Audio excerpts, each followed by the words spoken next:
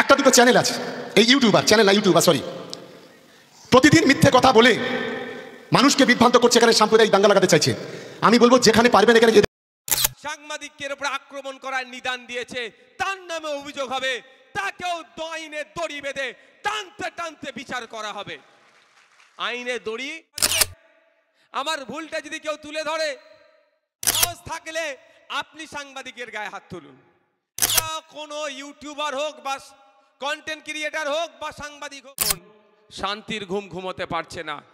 তাদের মধ্যে কদিন আগে একজন বলেছিল আমাদের নাকি ঘুম হারাম করে দেবে, কিন্তু প্রকৃত অর্থে দেখুন আর বাস্তবিক অর্থে দেখুন, অনেকে বলতে শুরু করেছে মেন্টালি ডিস্টার্ব মনে হয় শুরু হয়েছে ওর, তাই না?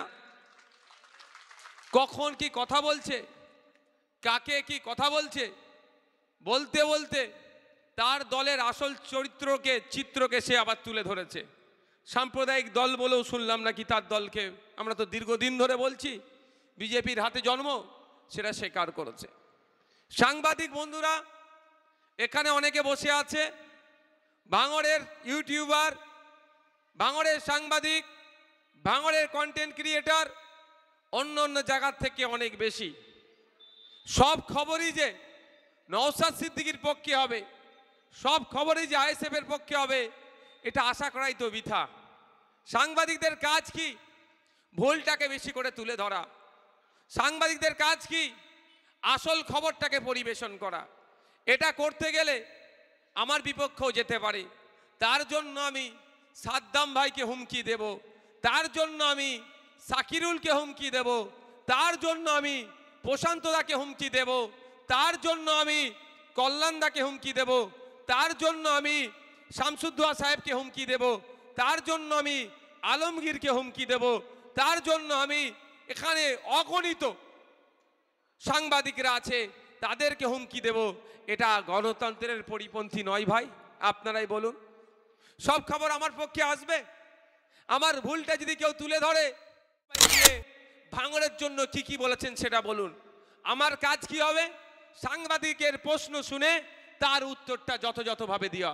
তার পরিবর্তে তুমি আমাকে প্রশ্ন করার কে, আমি স্টেজ থেকে নিদান দেবো, এটা কি সুস্থ মস্তিষ্কের মানুষের দ্বারা কাম্য হবে ভাই? এটা বলুন। কোনোদিন কাঙ্ক্ষিত নয় এটা সুস্থ মস্তিষ্কের মানুষের কাছ থেকে। তারপরেও বলবো, আজকেও বলছি, আপনাদের জানিয়ে রাখি, যারা উত্তেজিত করছে তাদেরকে বলি, সৎ সাহস থাকলে আপনি সাংবাদিকের গায়ে হাত তুলুন। কেন আপনি মানুষকে উত্তেজিত করছেন? সাধারণ মানুষ তো আপনার কথায় উত্তেজিত হবে না, আপনার দলের মানুষরা উত্তেজিত হবে। তারপরেও বলছি, যদি অলরেডি অভিযোগ দায়ের করা হয়েছে, একটা কোনো ইউটিউবার হোক বা কন্টেন্ট ক্রিয়েটার হোক বা সাংবাদিক হোক, যে যেমনভাবে নেয় সে বিতর্কে আমি ঢুকবো না। কারো গায়ে যদি হাত পড়ে তাদের নামে তো অভিযোগ হবেই হবে।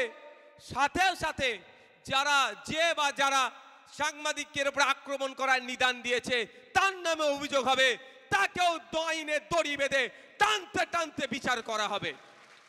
আইনে দড়ি, আইনের হাত অনেকটাই লম্বা। অনেকে ভাবছে শাসকের ছত্রছায়ায় আছে বলে যা ইচ্ছা তাই করে নেব, অতটা সহজ নয়। এর জবাব আমরা আইনের মাধ্যমে দেব। আমি ওই প্রসঙ্গে যাব না, আমি ফিরে আসছি। তারপরেও বলবো, এরা কতটা দেউলিয়া হয়ে গিয়েছে, কতটা দেউলিয়া হয়ে গিয়েছে, সেই জন্য এরা এই ধরনের মন্তব্য করছে। আমাদের মধ্যে রেসারেসি হোক এইটাই যে ভাঙড়ে চালতাবেড়িয়া অঞ্চলে আইএসএফ রক্তদান শিবির করে 500 ডোনার করেছে। শওকত মোল্লা সাহেব বা তৃণমূলের পক্ষ থেকে অন্তত রেজ্জাক খাঁর স্মরণে, ভুল বলছি নাকি ভাই? অসুবিধা হবে নাকি?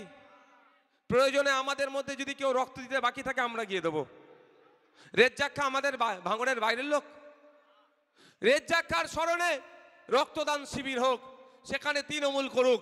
এখানে আমাদের মহিউদ্দিনের স্মরণে হয়েছে, আমাদের হাসানের স্মরণে হয়েছে, আমাদের রেজাউলের স্মরণে হয়েছে।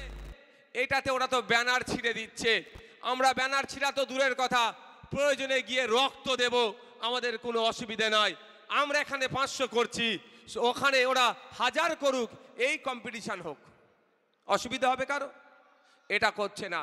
আবার ভয় লাগে যে স্টেজ করবে সে স্টেজে হয়তো আবার মোফাজ্জেল বাবু না বসে থাকে। কার কথা বুঝতে পেরেছেন বলছি? খুনের অভিযোগে গ্রেফতার হলো, তারা এখন জামিন পেয়ে